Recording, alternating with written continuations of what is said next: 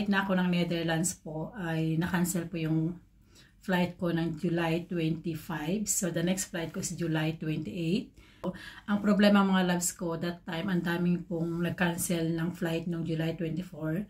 So, lahat po ng mga na-cancel pumunta sa July 28. So, yun nga nakakalungkot mga kapsat ko kasi hindi po natuloy yung aking flight that day.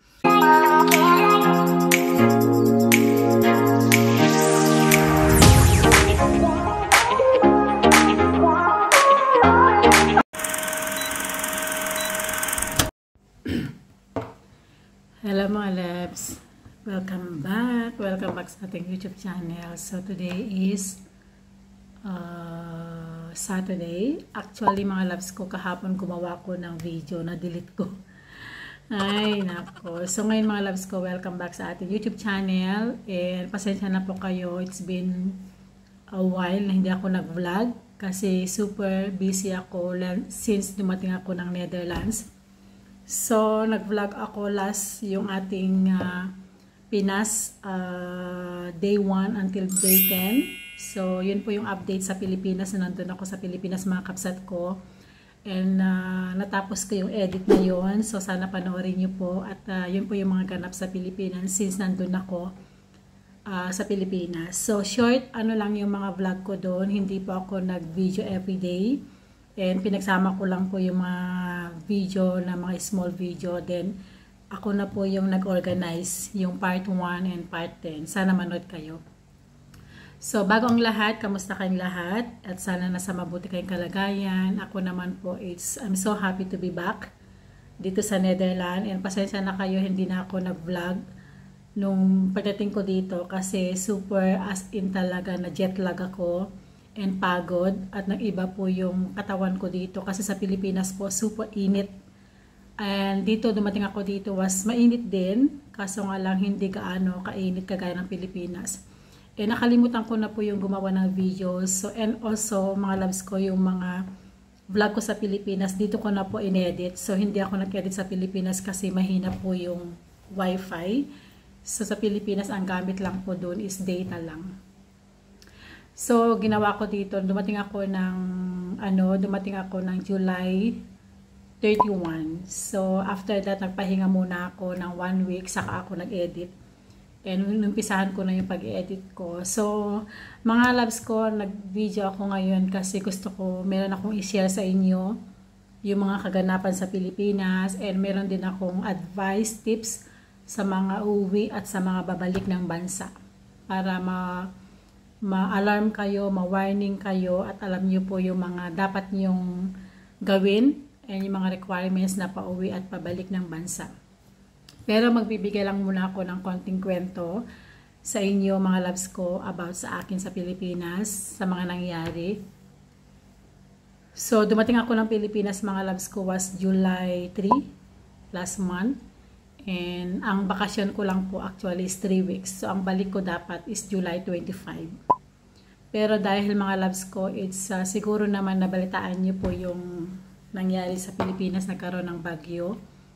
And eksakto po yung pabalik ko ng July 25 24, dumating po yung bagyo.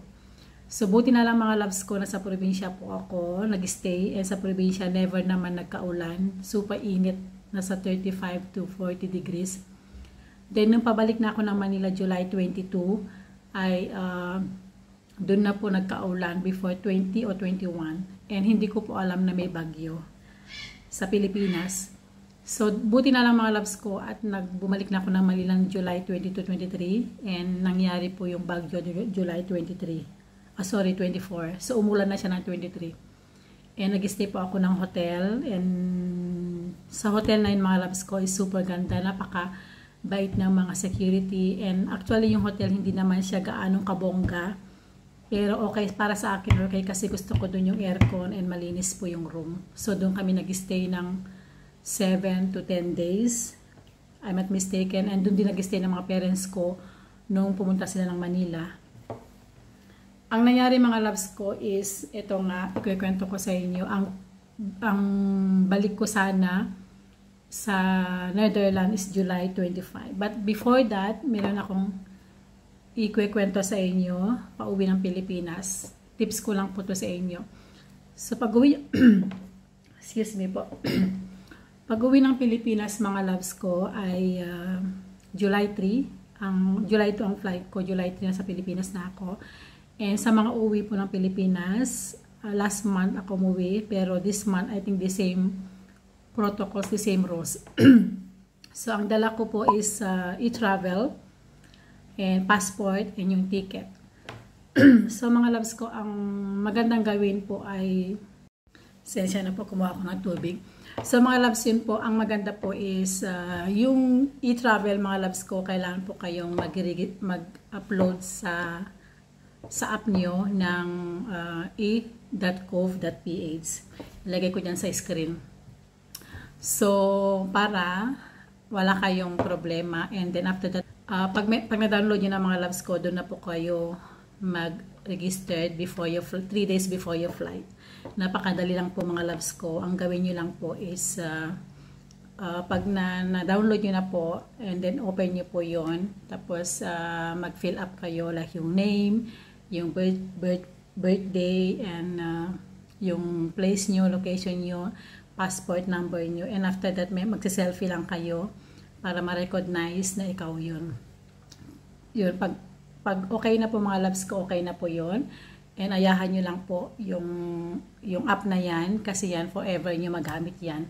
So pag nag-travel kayo sa Pilipinas, pwede nyo gamitin kasi may nakalagay doon yung mga travel, ganyan. So i-click nyo po yun, and doon na po yung declaration form, mag-fill up na kayo doon about sa inyong pag-uwi sa Pilipinas, passport, your name, and yung ticket, everything's there nandun is naka-organize naman. So yung mga loves ko, before you fly, 3 days, 74 hours, 22. Basta ako, ang ginawa ko mga loves ko is 2 days before my flight. So okay na po yung mga loves ko, bumiyahin ako ng Pilipinas, and very smooth naman yung aking travel. Dumating ako ng Pilipinas is wala pong as in aberya, super smooth. And also mga loves ko, hindi po chinek yung e-travel ko. I think is automatic na po yun sa inyong passport. Pag nakita yung passport mo is automatic na makita nila na nakapag-registered ka ng e-travel. So yun po yung pagkakaalam ko, kasi may napapanood ako sa YouTube na ganun nga. So yung mga loves ko, and very good. Nag-enjoy ako sa Pilipinas, and one thing lang is super init. Pero very happy ako, nakasama ko yung pamilya ko, and super happy ko. And the next video po is i-separate ko to, is magkukwento ako about sa nangyari sa akin doon, ano mga ginawa ko, and meron akong very good achievement na nagawa ko sa bahay. So next video na po yun. Basta ikukwento ko lang po yung nangyari sa akin pauwi at pabalik. So yung mga loves ko, so nasa Pilipinas na ako, yun nga, balik tayo. So nasa Manila na ako ng July 22. July 23, nandun ako sa Manila. 24, nagkaroon yung bagyo, nabaha ng buong Metro Manila. Na-cancel po yung flight ko ng July 25. And hindi po natuloy yung flight ko mga loves ko. So, yun nga, dahil nga siyempre baha and lahat ng flights cancel. Ang nangyari po mga loves ko is July 28, the next flight na flight ko. And mga loves ko, sa hindi nagkakalam po, ako po ay standby ticket. Yung asawa ko nag-work sa airline. So, ibig sabihin yun, yung flight ko is libre. Ang binayaran ko lang yung tax. So, pero kailangan meron available seat. So, pasensya na po naputol mga kapsat, kasi dumating yung asawa ko galing sa gym. So, yung mga loves ko, hindi ko napahabahin yung video ko. So, gusto ko lang sabihin sa inyo about dun sa aking experience pag-uwi sa Pilipinas. So, nung mga loves ko, nung pabalik na ako ng Netherlands po, ay na-cancel po yung flight ko ng July 25. So, the next flight ko is July 28. Pumunta na ako sa airport. Kagaya sinabi ko sa inyo mga loves ko, ay yung aking ticket is standby passenger po yun. So, kasi yung asawa ko po ay trabaho nga sa airline. So, ang problema mga loves ko, that time, ang daming pong nag-cancel ng flight noong July 24. So, lahat po ng mga na-cancel pumunta sa July 28. So, yun nga, nakakalungkot mga kapsat ko, kasi hindi po natuloy yung aking flight that day. Dahil nga sabi nga nila is overbooking na. So wala akong chance na mag-flight that day. Ay nakakalungkot. So ngayon, ang nangyari mga loves ko, bumalik na ako sa hotel. So ang the next flight ko po is July 30. So July 28, then July 29, July 30. So ang nangyari mga loves ko, nakakatawa nga kasi hindi naman nakakatawa, nakakalungkot din kasi ang sabi po sa akin sa airport ay baka hindi na naman ako makapag-flight ng the next flight kasi super busy ng kanilang flight and lahat po is talagang overbook. So nangyari mga loves ko, July 29, pinagdesisyonan namin ng asawa ko na bumili na po siya ng ticket para wala na pong hassle, wala na pong problema at diretso na po yung papunta ko sa airport, diretso na po yung pag-check-in ko and everything, and pabalik po dito sa Netherlands. And mga loves ko, ito ang gusto kong sabihin sa inyo, ito yung pinaka-importante sa lahat. Pag kayo nasa Pilipinas at bumalik kayo sa bansa kung saan kayo nanggaling, mga loves ko, agaan nyo po kasi sa Pilipinas po, sa Naiinat Terminal 3 ay super busy po sa immigration. So pag nag-check-in kayo mga loves ko, agaan nyo pag nag-check-in na kayo at meron na kayong boarding pass, wag na po kayo maghintay ng 2 to 3 hours. Agad na po kayo na pumunta ng immigration kasi super haba po yung pila mga kapsat. Ako, muntik po ako naiwan ng aking flight kasi nung pumila ako 6:30, yung flight ko is 8:05 ng gabi.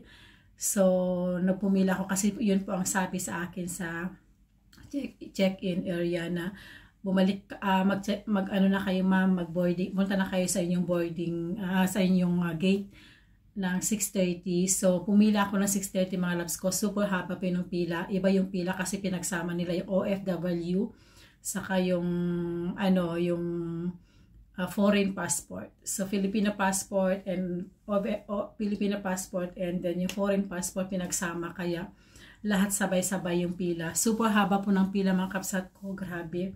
Nasa 5 line, pahaba yan, nasa 5 line. So pag kayo po ay nag-flight, agaan nyo po and wag nyo na po hintayin na sabihin ng check-in na ganito no. Kasi mga loves ko nangyari, muntik po ako naiwan aking flight. So mga 10 minutes na lang, paalis na po yung flight. Pero yung aking plane. Pero mga loves ko, hindi naman yan sila alis agad. Ihintayin naman nila ang mga passenger nila. Pero nakakahiya, diba? So alam mo yung obligation mo na mag-flight, kailangan on time ka. Pero hindi ko naman alam kasi last na umuwi ako ay hindi naman ganun. Napaka-organized noon. Pero ngayon talaga ang gulo ng pila. So pagkatapos mo po sa sa immigration, so next naman yung costume, i-check yung mga bags mo and then everything sa bagahe mo, i-check yun. So siyempre mahaba na naman yung pila, the same na naman yung pila. So nangyari po, nakiusap na lang po ako doon sa mga kasama ko kung pwede na akong mag-out kasi pinakita ko naman yung ticket ko na ganito yung flight ko. So pinayagan naman nila ako and very thankful na napakabait nila. So maraming salamat sa mga kasama ko. And sige, go, bilisan mo, ganun. So takbo ko mga loves ko and super grabe yung bilis kasi yung gate ko po is nasa dulo pa. Nasa dulo pa yung gate ko sa mga, sabihin natin mga 5 minutes yung walk. So tinakbo ko yon and ako na lang po yung natira as inhintay nila ako sa sa aking gate. And sabi naman nila wala lang problema kasi alam naman nila na super busy. So yun, and also mga loves ko, bago ko ito gusto ko po sabihin sa inyo, pag nasa Pilipinas po kayo, maraming nagtatanong about sa e-travel, kung kailangan ba ng e-travel. Kailangan po ng e-travel mga loves ko kung kayo po ay Filipino passport. And pag naman foreign passport kayo, hindi na po kailangan ng e-travel kasi ako mismo nagtanong doon sa immigration kung kailangan ba ng e-travel ng mga dual citizen like foreign passport. No, hindi na po kailangan. Kailangan lang po yung mga Filipino passport kayo. So kailangan niyo po ulit mag-fill up sa iyong app ng arrival and departure. Departure is paalis na kayo nun, 'di ba? So yung mga loves ko, and sana po at naintindihan nyo, mag-message na lang po kayo kung ano yung po yung mga question nyo. Basta po is very smooth naman yan mga loves ko. Basta importante, basta importante po, kompleto po yung mga dalang documents, yung passport niyo, i-travel ticket niyo, and also mga loves ko, pag nag-fill up kayo sa i-travel, ay wag na kayong magdala ng marami kasi minsan kasi mga loves sa Pilipinas super higpit, kinokontrol yan, and basta yung tama lang po yung dalhin nyo, yung mga gadget, wag po ng madami. Ako po is 2 phone, 1 tablet lang po, so hindi ko na dineclare yun. Basta pag nag-fill up kayo doon, wag nyo ilagay yung yes, no lahat, kasi pag once kasi yan mga loves sa Pilipinas, grabe, super higpit, and then questionin kayo and everything. Sa pera naman po mga loves ko, mas maigi po na yung mga pera nyo, lagay nyo na po sa bangko nyo sa Pilipinas or yung bangko nyo dito. Wag na kayo magdala ng maraming cash kasi minsan kinokontrol din yan. Hindi naman kinokontrol po, pero you never know kung kokontrol. Di ba kasi sa Pilipinas po, minsan kasi iba yung kaharap mo, mahigpit, yung mga iba mabait, ganyan. So yun lang po yung aking experience mga love, at sana po naintindihan niyo po yung aking explanation. Ito po yung experience natin pa uwi and pabalik, and very smooth naman mga loves ko, basta kompleto lang po yung documents. So lahat po na mga question o hindi niyo maintindihan, pwede kayo mag-comment sa baba, at pag nabasa ko, i-reply ko agad. Maraming salamat po, at hanggang muli sa mga nanood ng mga vlog ko sa Pilipinas, and mega love shout out sa inyo lahat. Sana po panoorin nyo yung day 1 hanggang day 10 para naman makita nyo po yung mga ganap doon. And the next natin gawin is about sa ating bakasyon, ano yung mga ginawa natin. Salamat po, and then hanggang sa muli. God bless. Paalam.